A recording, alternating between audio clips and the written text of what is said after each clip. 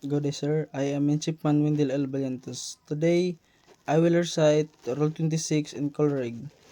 Rule 26, Fishing Vessel. Section A. A vessel engaged in the fishing whether underway or at anchor shall be exhibit only the lights and shape prescribed in this rule. Section B.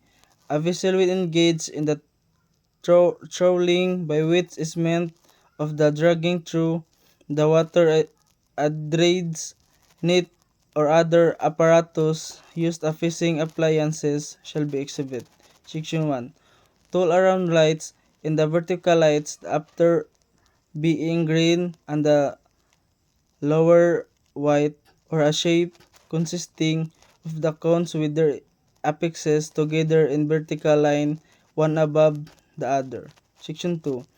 A masted light adapt of and higher than the all-around green light, a vessel of less than 50 meters in light shall not be obliged to access such a light but may do so.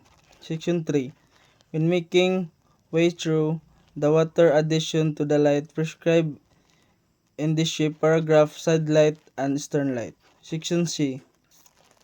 A vessel engaged fishing and other than throwing shall be exhibit. Section 1.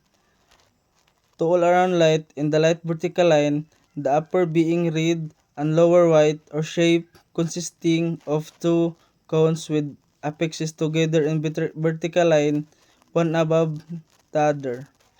Section 2.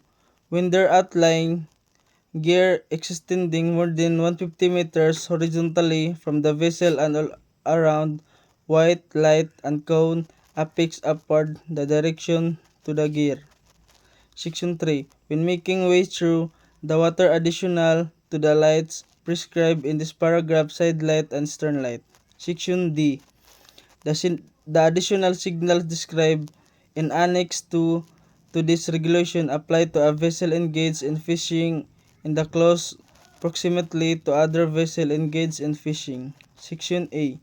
A vessel will not engage the fishing shall not exhibit the light or shape prescribed in the rowing, but only close prescribed for a vessel or her light.